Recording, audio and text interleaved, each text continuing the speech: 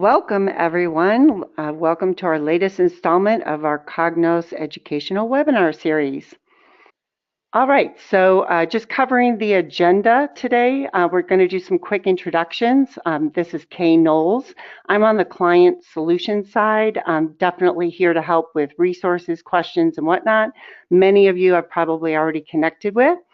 We're going to cover an installer overview, kind of go over some hardware specs, some details about the latest release, and then we're going to do a quick introduction about Senturus and give you some great links for additional resources and information. And of course, for those of you who have attended in the past, if you can just hang in there, we really have a great Q&A session at the end of this where we can address all of your questions. All right. And this is just to give you a visual. This is myself, Kay Knowles, and I'm happy to introduce Todd Schumann, who has over 16 years of business analytics experience across multiple industries. He also regularly connects with the IBM product development team and has been on the forefront of Cognos Analytics upgrades and installation processes since it debuted. He lives with his wife and 2 daughters outside of the Washington, D.C. area in Virginia. Welcome, Todd. Before we have Todd kind of step in, we're going to do 2 quick polls. I'm going to start with the first poll, and I'm going to launch that. And just for those of you who are new to Senturus, we do these polls as an opportunity to kind of customize our webinars so that we can kind of gear the content specific to you. So let me just launch this first poll.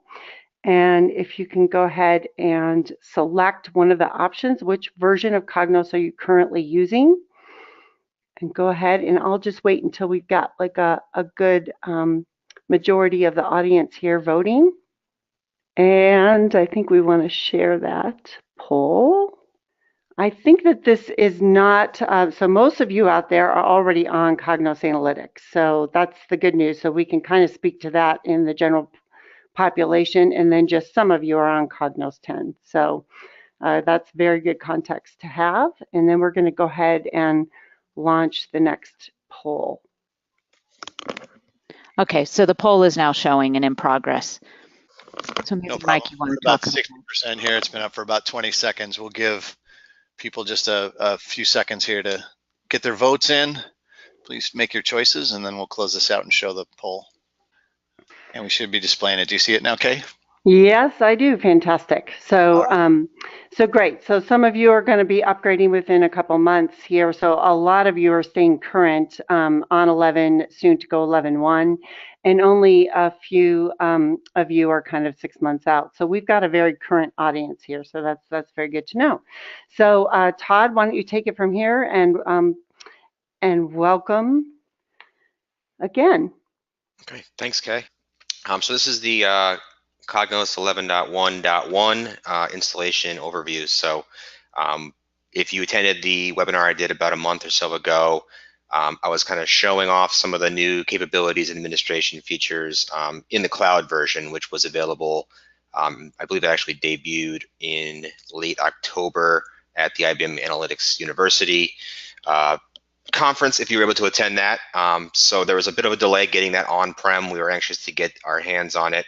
And then if you kind of keep up on these release dates, sometimes they sneak these things into the holidays. So it actually did come out the Friday after Thanksgiving, a little dessert, if you will, after your Thanksgiving feast. So we got our hands on it, went to the installation steps, and we're going to kind of cover, what's changed and what things you need to be aware of if you're going to upgrade to 11.1.1. First thing to notice is that there's a new splash screen. When you open it up, you'll see this. They kind of did change some of the logos. Even the main portal, the kind of home page of Cognos Analytics, has a new icon with these these 5 dot / lines there. So you'll be seeing this on a lot of the new install splash screens. And if you download it from Microsoft, that's Microsoft, the Passport Advantage, you may get a little bit of a different user experience. I use the partner site, but when I went to grab all the software, I noticed that it was looking a lot different than it used to be. Usually there was, the server installation, there was the client tools, framework manager, transformer, all the different tools, as well as a bunch of other pieces. It was not as many downloads available when I looked at the 11.1.1 offerings. So I just kind of grabbed everything and tried to figure it out. And the main ones you need to be aware of are there's basically three. There's the CA client MP, the CA installer Win 2.0, and the CA server Win64 11.1.1. It's a bit confusing until you actually get into it. What you actually do is you use this installer, the CA installer first. It's a much quicker load. So if you did multiple installs and upgrades in the 11.0 stack, you probably watched that thing extract. Sometimes it took up to 5 minutes before you could even get to the installer, just due to the fact that you're expanding a 3 or 4 gigabyte zip file, and it just took time every time you did it. So it was kind of painful to do. The new installer is much smaller. I think it took me about 10 to 15 seconds for it to open up. And what that does is it then asks you to pick a zip file to install. So that's where the client and the server zip files you see there in the top left come into play. If I want to install the server and the server software, I'm going to browse and select that zip file.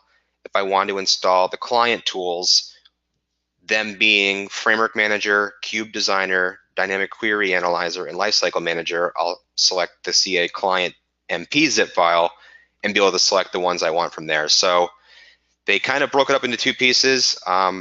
Not sure why they don't just put everything into one at this point, but if you did want to, only install the server, you can just grab those pieces. If you want the client tools, you can grab them. Pieces that did not make it, Transformer, some of the cafe type tools, SDKs, things like that are still, out there. Transformer doesn't look like it was updated at all. It still says 11.0, and even that's a bit of a ruse there. I mean, Transformer hasn't been updated since Cognos 8 probably. They just changed the splash screens on those. So no real changes to the other tools. These ones, the Framework Manager, Cube Designer, Query Analyzer, have been updated for 11.1. So we'll kind of take a look at the next steps. So again, it's somewhat similar. If you've gone through the Cognos 11 install, it first asks you, do you want the analytics software or the tools? The tools, again, is kind of confusing. I don't know why they put it on there. If you're selecting the client tools, then it should just default to client tools. If you're doing the server, it should just default to the analytics. However, Lifecycle Manager seems to be the only tool that you get with the server software. It's included with the server software, and it's also included with the client tools. So I guess if you wanted to still install Lifecycle Manager from the server, it's there for you. But again, seems kind of like an oversight in my opinion. Once you have made a decision, though, then it kind of goes to the standard steps, and you have the option to do the easy install. We talked about that when that was first released. That's sort of just a sandbox, proof of concept environment. If you've ever, had trouble installing a Cognos environment, there's steps to involve to set up the content store, set up authentication provider. That will kind of create a bunch of lightweight databases and things that you can use to stand up Cognos very quickly. But if you're going to roll out into a production environment, you're going to want to use, enterprise grade technologies like Oracles and SQL Servers for your content store, your Active Directories, LDAPs for your authentication, things like that. So if you just want to spin up a quick instance and take a look at it on a server, easy's fine. You can get it up and running really quickly, but typically you're going to want to use the custom. And within that custom, in that third bottom right panel, you'll see we still have the same three kind of core components of Cognos. The content tier, which is, used to be called the content manager, same thing. The application tier, aka the dispatchers, and then the gateway. You'll notice that in Cognos 11.0, they were putting in parentheses optional around the gateway, which was kind of a joke because, yeah, you didn't need the gateway, but everyone wants the gateway. Everyone wants the single sign-on. Everyone wants to be able to use the image browsing and all the nice features that come with the gateway. So they kind of dropped the optional piece from there. And then if you were in Windows, you also would have sometimes a samples checkbox if you wanted to include the samples. That's no longer an option. It's like they just come automatically out of the box, and you can just delete them if you don't want them. So a few minor changes, but overall, once you kind of get past the new installer itself, it's going to be, a very similar process. Just to show you, if you do select the tools, This specific screen here is showing what it looks like if I had selected the server. You could see Framework Manager, Cube Designer, and Query Analyzer are grayed out. I can't select them. If I had gone back to that initial screen and selected the zip file for the client tools, all 4 of these will then be available for me to select and install.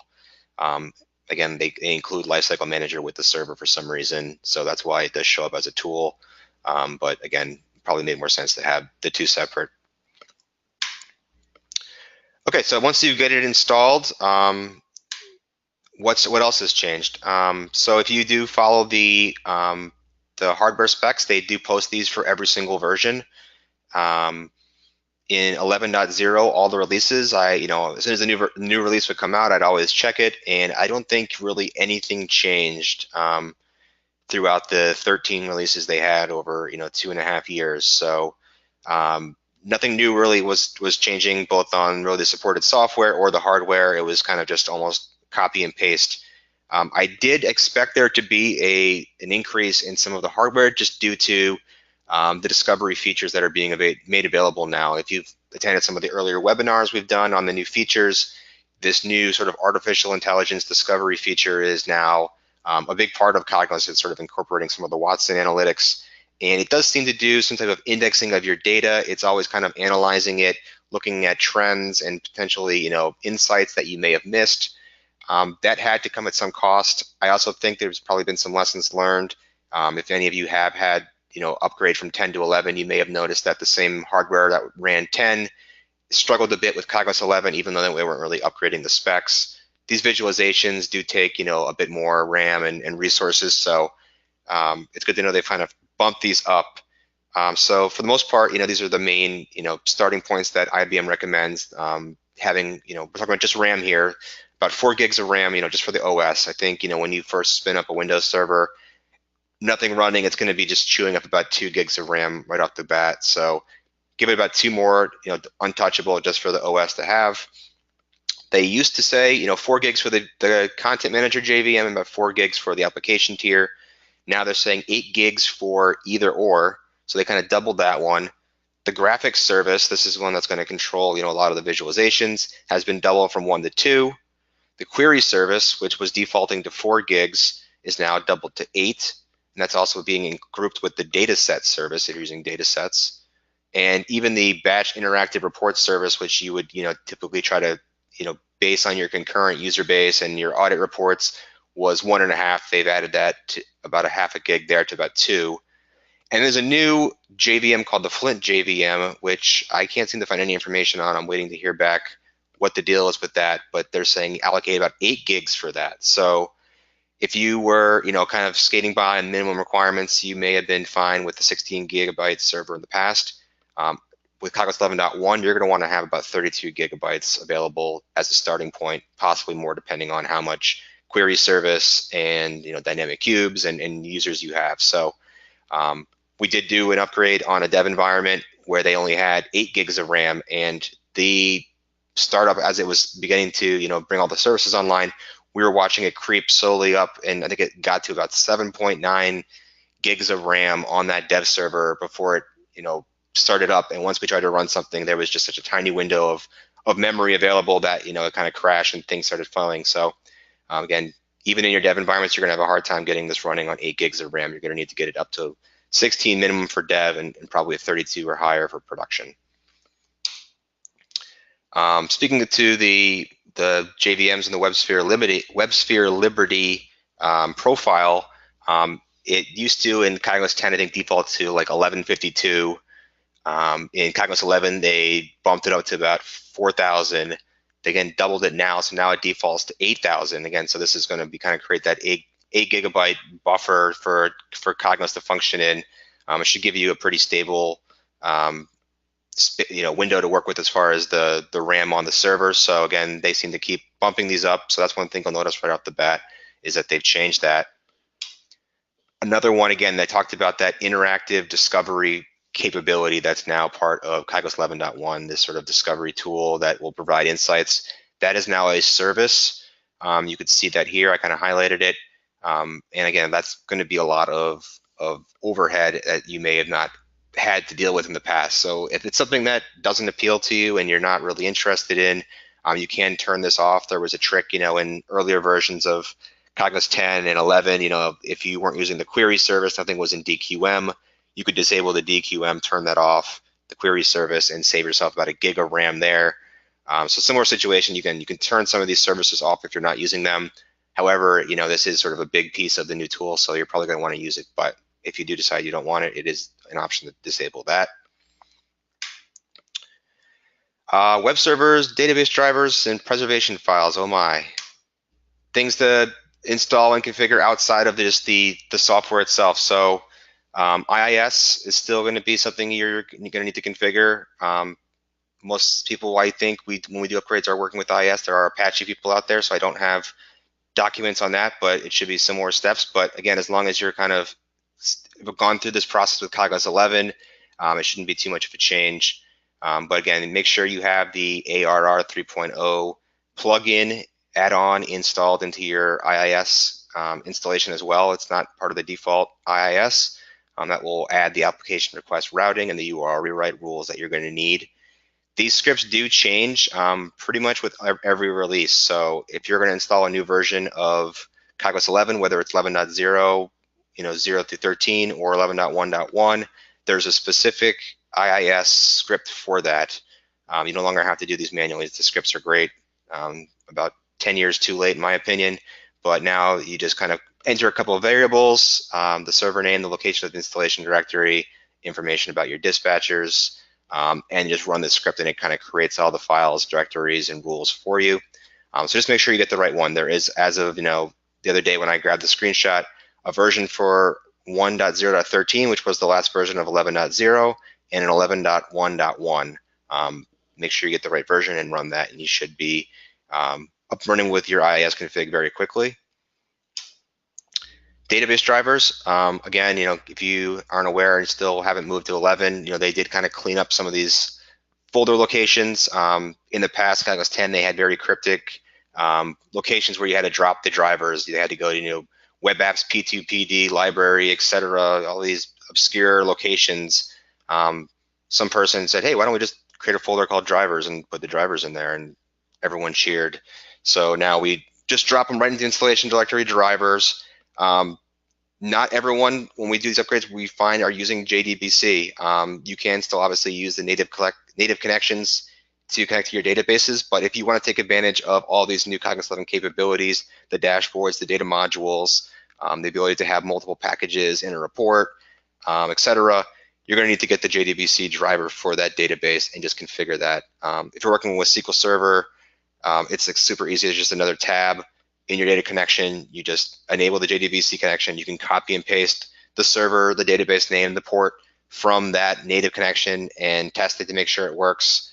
And then you're able to use all these new features. So again, very simple to make the switch to JDBC. This is not the same thing as going full DQM. You don't have to convert the packages. You don't have to do that yet. But if you want to just use the JDBC driver to take advantage of it, very easy to do. Also, make sure that you have the database software. If you're running a clustered environment, you're going to want to make sure that any server that is housing, the app tier, dispatchers, or the content repository has database connection driver, because there will be connections going from that server. Gateways can be excluded. You don't need to install the drivers on the gateways, but anything other than the gateway that has any type of database-facing connectivity will need to have the drivers installed as well. And that includes, your SQL native client, Oracle clients, etc. The drivers themselves, again, nothing really changing from 11.0 to 11.1. The Oracle and SQL Server are sort of the big two that we work with for content stored databases. Obviously, much more options when it comes to just data sources, but they are somewhat limited with your content store. So Oracle 11 and 12 both supported. Depending on the version you have, you can use Oracle 5, 6, or 7. 5 being for 11, 7 being for 12, and 6 kind of being if you're running both, you need to have both in there. To make things even more confusing with 6, there's 2 versions of 6, one for 11 and one for 12. Easy way to determine which one's which is based on the file size. If it's about over 3 gigs in size, you'll know it's 11. If it's about 2, then it's Oracle 12. There's also a timestamp you can use to figure out which one is which. But again, not sure what all these people are thinking with these naming conventions like that. Same thing with SQL Server. Just the random jumping from numbers is bizarre. They have originally it was 2.4.0. Looks like I'm still working here. Okay, sorry about that. So yeah, so the SQL Server drivers again went from 2.3.4.0 to 4.1, 4.2. They completely skipped 5. Went to 6th, and 6.1 disappeared as 6.2. So again, not sure what's going on here with these dates, but basically just grab the 4.2 SQL Server driver. That's going to give you the best support and access for, if you're working with SQL Server. You can use 4.1, but 4.2 is going to give you the best options there. And then finally, if you're going to install any version of Cognos 11 to a newer version of Cognos 11, whether it's from 11.0.1 to 11.0.13 to 11.1.1, these are all over-the-top installations now, which is great. No more, having to install to a new directory, do the migrations, all that stuff. It's just, install it, point it to where you installed it last time, and run the upgrade. That said, Murphy's Law, make sure you back up. Sometimes things can go wrong. There's a lot of files being writing and lots of times lots of updates happening. So just make sure you're covered when you do that. So things to back up. Obviously, your content store database, I'll talk about that in the next slide, but there is a file called the preserve.txt. And if you go to your installation directory, analytics configuration preserve, you'll see that file. If you edit that file, it's just a basic text file. It has a couple samples in there that kind of gives you the lay of the land, tells you how to use it. It's pretty well documented and commented. But you essentially just provide either folder names or files themselves that you want to preserve. So what might I want to preserve? If you have a company logo or several images that you use in your reports or dashboards, make sure you put a call out to that and tell it either the whole directory or a specific file that you need. Otherwise, it will erase those files and then overwrite it when you go and do the upgrade. If you used any of the new JavaScript capabilities or edited any of those files that kind of sit on the server, make sure you put those directories in there. Certification files, WAR files, if you have any type of third-party integration, all things you want to kind of make sure you have preserved. Otherwise, they will get wiped. Even your drivers that we talked about before, it will wipe out your drivers folder if you don't preserve them. So make sure that you kind of keep that in there. It's a kind of a one-time setup. The preservation file will also be preserved itself. So once it's in there, just continue to monitor it, maintain it, and you'll not really lose anything during these upgrades. Obviously, you want to back up your content store database.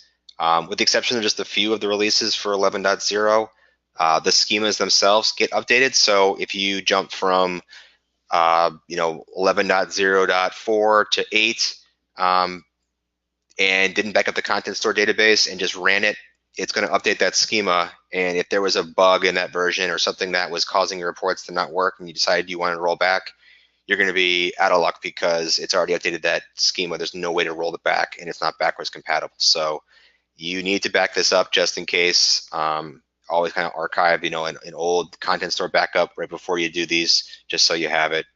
Another one I like to do is the Cognos configuration itself. Depending on your environment, you may have lots of different environmental variables and content store databases and passwords. You can export those ahead of time and just kind of put them outside of the installation directory and just have them in case you need to kind of roll back or need to restore those settings. Sometimes I know the user IDs and passwords that are on those audit and content store databases were set years ago, and whoever set them lost the passwords and usernames, so it can be really difficult to recover them or have to create new ones. So if you kind of export them, you'll have that.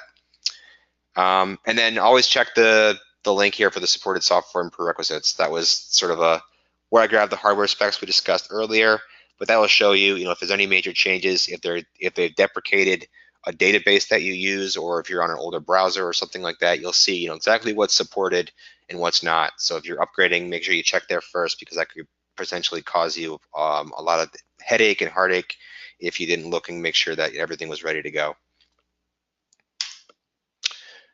Okay, so I'm going to turn it back over to Kay for some upgrade assistance offerings that we have today, and then we'll do some Q&A at the end. All right, thanks, Todd. And for everyone's, we'll touch on some resources, but in the chat box, I also included a couple of links for some relevant resources. And then, Todd, hopefully you can take a look at some of the questions. I'm not sure that we really kind of went into Linux, but we did have some questions on that as well. For those folks who do look for help with their upgrades, we do have kind of a full full service kind of implementation and upgrade, and also just kind of a dev environment that we have two options that we offer. And alternatively, if you don't know this, we do offer our BI concierge service, which is essentially a bucket of hours if you're just looking to augment your team. Okay, Todd. There we go. All right, so Senturus, for a lot of you folks are already familiar with who we are, but we are a nationwide business analytics consulting firm, and we are great at providing clarity from all the complex business requirements, disparate data sources, and your constantly moving targets. We have made a name for ourselves because of our strength between bridging the gap between IT and business. And of course, all our solutions are all about giving you access to reliable, analysis-ready data across your company so you can make decisions quickly and easily and get visibility to all the key points in your business. All right, and then our consultants are top-notch experts. They have pragmatic, real-world experience, advancing the state of the art. We're confident in our team, and so much so that we'll back our projects with 100% money-back guarantee. And then if, I know a lot of you have already kind of are familiar with us, but just to give you kind of a sense as to who we work with, this gives you an idea of the range of industries where we've worked, and also just some of the clients and successful projects over hundreds of clients from Fortune 500 to mid-market. And we solve business problems across all industries, functional areas, including Office of Finance, Sales and Marketing, Manufacturing, Operations, HR, and IT. If you need someone to help with your next project, of course, we would love the opportunity to talk with you, so please do reach out. The additional resources, I think I highlighted already in the chat. I gave you a couple great links, but do make use of our blog and our resource library. They're both on our website. Go ahead and mark those because we're always providing new content. We record all of our webinars. They're available for download, the presentation and the recording. This recording will come out in about a week for those of you who are interested. And I think we're going to probably dive into that's just a screenshot of our resource library. So that, I'm sorry, and our training. So up here you can see on our website the different categories of resources. So you've got your training, where we offer training on Cognos and Tableau through our public training course options, but we also offer a myriad of customized training along with computer-based training options. And then you can see up there in the menu, the resource, underneath resources, you'll see the resource library as well as our blogs. All right, next slide.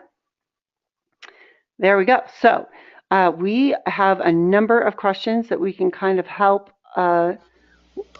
answer at this point. Todd, were you able to kind of take a look at some of those, or are you needing? Yes. So I see one now, someone asking about the client tools, if they're 32 or 64-bit. They're still 32-bit. I don't know if they're ever going to change those to 64-bit, so they've kind of gotten really confusing as well with the whole bitness of everything. But essentially the server used to be offered 32 and 64-bit, and that was maybe 10 years ago, I want to say, where there was still a bunch of servers, Windows servers that were 32-bit. Everything's 64-bit now as far as the servers, but they will run 32-bit software. So server is only 64-bit, but the client tools are always 32-bit now. I think the only one that differs is, I think, Dynamic Query Analyzer came in 2 flavors. I can check and see which one that they're picking now, because you kind of lost the option to pick one or the other, but that might be 64-bit because that works with the DQM engine, which is in 64-bit, but Framework Manager, Transformer, all the other tools are going to be 32-bit. Let's see. Someone asked about installing in Linux. Is it over the top? Yes, it is. It's, again, you kind of if you're using X Windows, it's going to pop up the graphic installer very similar to the one we just showed for Windows, and you'll just kind of point it to the existing directory, make sure you back everything up and just run it again. Someone asked, does this install on top of 11.0.13, or is it a new install? Again, it's over the top. You don't have to go to 13 first. You don't even have to go to 11.0 first. So again, if you're still on Cognos 10, you can jump right into 11.1. There's no need to first go to an earlier version of 11. Nothing, there's no jump you have to make first. So whatever you do, it's going to be right into that version. However, if you are coming from 10, it's going to be a brand new install, whereas if you have a copy of 11 today, it'll be over the top. Let's see, what else do we have here? Yeah, some of these questions are really specific, and for those of you who might be newer to us, if we don't address your question with the broader audience, we will definitely follow up and post the Q&A out on our website and within the week. Got a question about SAML. So SAML is supported. They have built-in OpenID connections, and you can use SAML as one of them for SSO. So that's been available in, I think, since 11.0.7, I believe. Sometime in the middle of lifecycle of 11.0, they added OpenID and SAML integration, so that's there as well. There is no rollback option. I mentioned before, once you upgrade, it is upgraded. So again, back up the content store. If you need to roll back, it's an uninstall, reinstall. So again, make sure you have yourself protected in case things do go wrong. Someone asked about the Windows Server operating system version and recommended number of CPUs on the server. That's gonna, so the Windows Server, I believe it supports 2016, 2012, and 2008 Windows Server. If you're going to install, a new server, then I always recommend grabbing the latest version as possible. So that's Windows Server 2016. You wouldn't want to, install brand new software on Windows Server 2008 because you're going to be upgrading the OS before you're upgrading Cognos. So try to get as many, supported software and databases upgraded during this process as you can, so that you're not going to install Cognos 11.1.1 but have it going against Oracle 11 and running it on Windows Server 2008, and all of a sudden in a couple months or years the Windows and your database are now outdated, but your Cognos is still good, so you have to still upgrade Cognos again because that server is being upgraded. So upgrade everything as far as you can when you do the upgrade, and it'll save you time from having to prevent you to upgrade again in the future. Someone asked if 11.1 was available for on-prem. Yes, it is. I don't know why it wasn't showing up for you, but yeah, it's been out since the very end of November, about 2-3 weeks now. There were a couple of questions about upgrading the FM model and packages, if they have to do that from previous versions. I'm looking for the question, but yeah, it's, again, everything should just go over the top. So if you're upgrading your framework manager, just run that software over the top as well. It'll update it to the new version. I did open it in framework manager and nothing looks different. I don't see any new features or functionality, but it is a new version. So there's been no documentation or any blogs from IBM on, here's new features for framework manager or query analyzer, any of the tools, but just to kind of keep up with compatibility, I always upgrade the client tools as well. So same process over the top. You shouldn't need to republish your models because they'll get updated during the upgrade itself when you install the server. But if you do open it with the new version of framework manager and save it, it will make it inaccessible for the older version. So if you have two people who work in framework manager, I've upgraded to 11.1 and my coworker hasn't, that framework manager package is going to be, or project is going to be inaccessible for that user until they upgrade. So just something to be aware of there, that make sure that everyone is going to upgrade if you do, because you may block people out. Let's see. Oh, the age-old PowerPlay question, if PowerPlay 11 is working with 11.1. Yeah, it should be. Again, I haven't done the PowerPlay install yet, but that was something that they brought back in 11.0, and I know there's still a big base of people who run PowerPlay. It got a little easier to install and configure towards the end of the last life cycle of 11.0. So again, if you've gone through that process, it should be very similar. I don't know if they've changed anything as far as PowerPlay, but if you kind of install it, in in an adjacent directory and configure it to work with your Cognos 11 instance, it should show up as another studio or another tool that you can launch. Any features in the admin panel that were changed in 11.1? Yes, and there's a lot of them.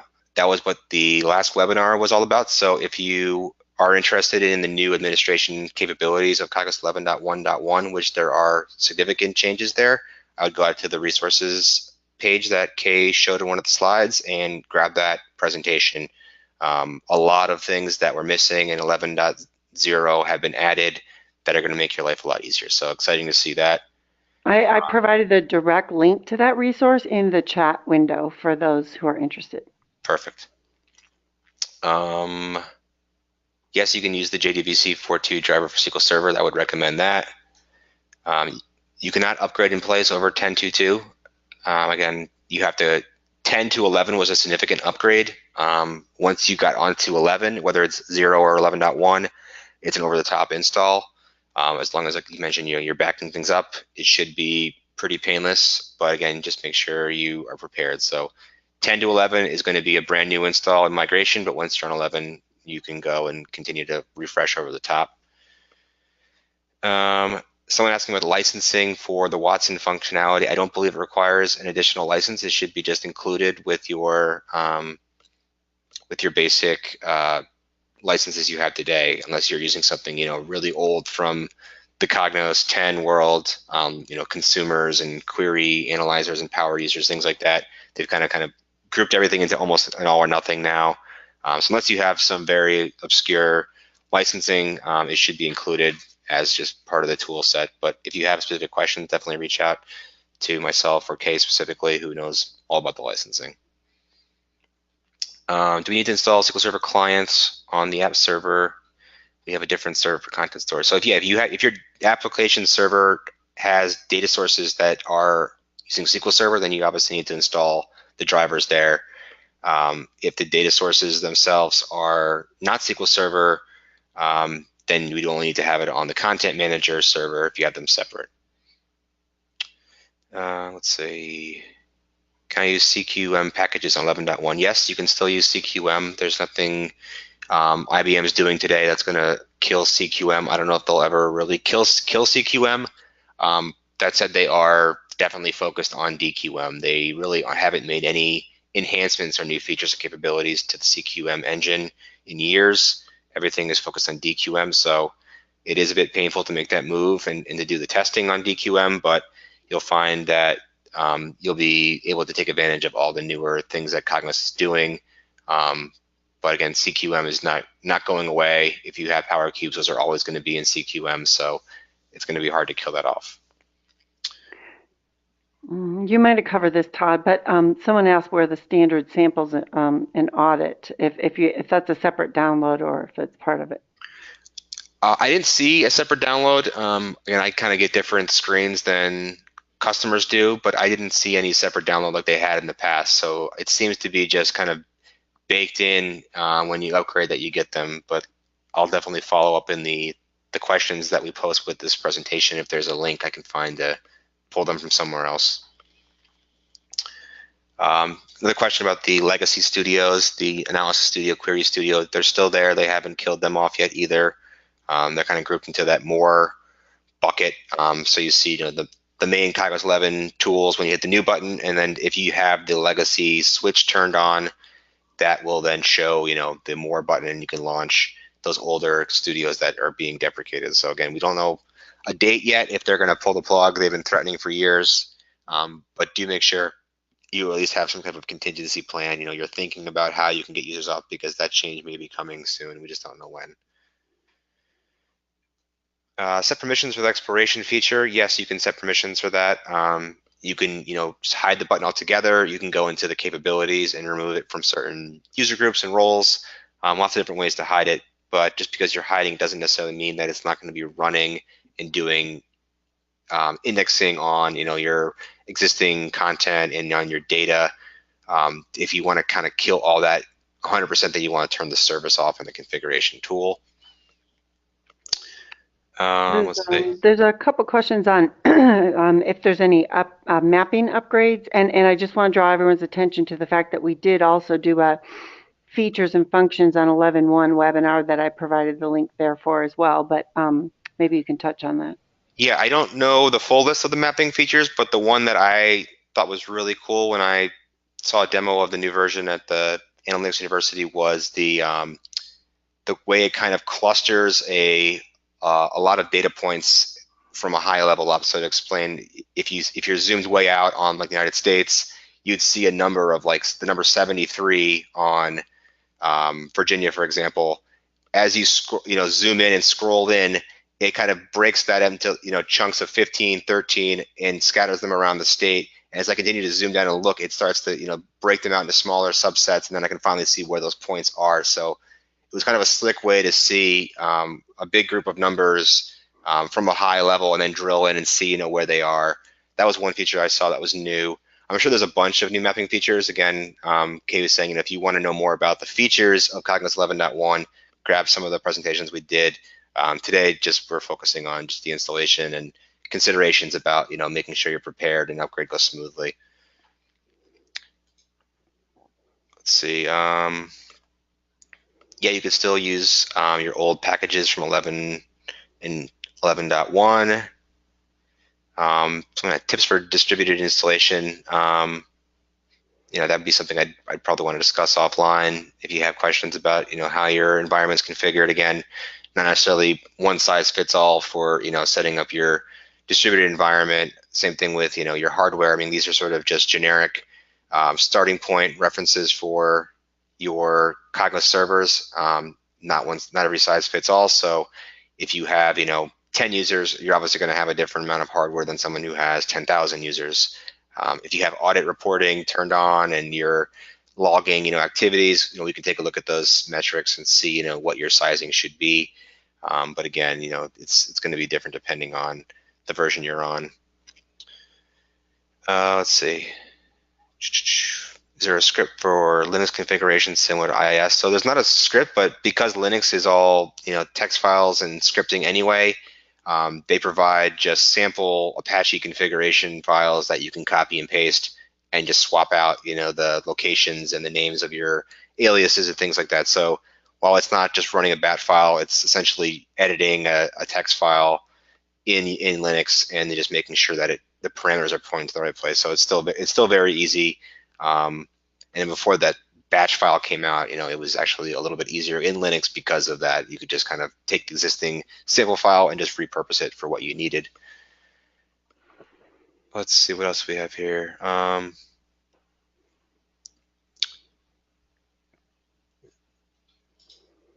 Someone's asking if you need to distribute installation, if you need to change the ports. It does try sometimes to pick these up automatically, but again, I always just change them myself. So yeah, I don't know if they're ever going to get that 100% right, but it sometimes can pull in the content manager URIs and the ports there. But again, if you're going to be setting this up with multiple servers, there's going to be additional complexities that you need to double check. So I wouldn't trust the standard Cognos install to make sure it gets it right. And someone asked if you can customize the entire home screen with this upgrade. Yes, absolutely. So again, all the webinars and things that we talked about during 11.0 with the extensions and the custom views still apply here. So you can change, the icons. You can put different things in the middle. You can put links and buttons everywhere. So very extensible, the new UI. I would definitely encourage you to check out some of the webinars on that. Or if you have a custom need, definitely reach out. But yeah, we've done some pretty cool things with the extensions and the home page and the views and things like that. You can have different login screens, lots of ways to kind of customize your UI. And the best part is, if you've ever tried to change the skins in Cognos 10, there was just kind of files scattered all over the place, and it was difficult to migrate between environments. With this, you basically create a zip file, modifying just some JSON files and some images, and then you can zip it up and deploy it through the front end. And it's very easy to take that zip file and just import it into all your environments and get the exact same user experience there. And this seems to come up over and over is, virtual servers versus installations versus physical. Do you have an opinion on that? Yeah, it's a toss-up. I mean, physical servers are always going to be faster. With the way that servers come out now, they don't really make the smaller size servers anymore. So if you are a small shop and you only need, 2 cores or 4 cores, it's going to be hard to find a server these days that, is that small, especially if you have PVU-based licensing, and you have a cap at how many cores you have. It may be difficult to even find a server that supports that these days. So virtualization is great. It allows you to kind of spin out, multiple servers off of one larger one. So, you can have your Cognos server, you can carve out one for your SQL Server or your Oracle. As long as you're not, sharing resources between them, they work out pretty well. I think they typically expect, maybe like a 10% performance loss between a physical server.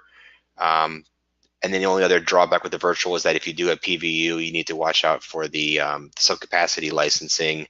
Make sure you have the ILMT, the IBM license managing tool, metric tool that's going to kind of track and log your CPUs that you're using.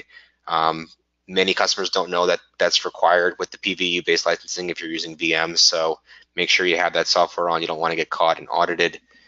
So again, yeah, if you can find a physical server and you have physical servers that you can use without any caps based on PVU, they'll give you better performance. They're great, but the convenience of the VMs, in my opinion, just kind of outweighs that a bit, just because it's just so easy to scale them up, add resources, and to maintain them. So that's my take on that. Someone brought up the fact that the MoDo CI is integrated with Cognos 11, and we should probably speak to the fact that that is available. I think it's just a set period of time. Is it 1 month or 2, Todd? I'm trying to think of.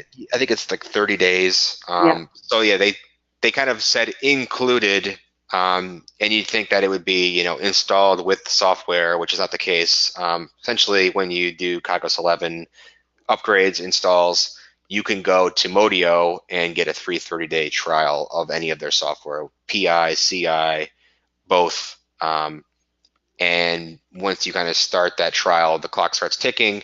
So make sure you have your software installed, everything migrated, ready to go, so that you can take advantage of that full 30-day window if you're not going to, actually purchase the software at the end of that trial. But again, it's going to be a separate install. You have to go out and get that. You have to get your trial license. But again, it is a very helpful tool. If you use Lifecycle Manager, it's going to be vastly superior to that tool. I always say you get what you pay for. Lifecycle Manager is free, so keep that in mind. But you'll be able to kind of crank through and test more reports. And again, in my experience with these automated testing tools, if that's what you're going to use it for, the bottleneck is always the prompting. Depending on how complex your prompts are, you're going to have to define test scenarios that are able to actually pull data that bring back results. We've seen, customers who have, 9 cascading prompts, and if you pick the wrong one, you get no data. So things like that can be very time consuming. So just keep that in mind if you're going to do some automated testing with any of these tools. But yeah, 30 days of the MoDo tools, which is great. PI Pro is a relatively cheaper one too. I would just recommend having that anyway. If you're running Cognos, it's just kind of a must-have. CI has a higher cost, but there are different plans available now, especially for run benchmarking, so you can kind of do your upgrade, run benchmarks, get the performance and testing you want, and then kind of save that off, and then use that benchmark to kind of test if you upgrade. And that way you can kind of save those prompt parameters. You can save the execution times and see, is this performing better or worse?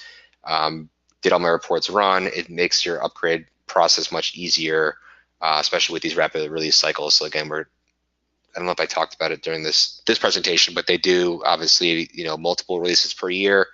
I think 11.0 was out for almost 3 years, 2.5 years or so, and there was about 13 releases. So they were kind of doing them, 3 or 4 times a year. So we'll probably expect to see about the same for this version, getting up to about 12 or 13 on 11.1 as well. So if you're going to be keeping up to date, it may make sense to kind of keep your benchmarks that you use from Lifecycle Manager or from a MoDo tool just available to make it easier to move quickly to these new versions.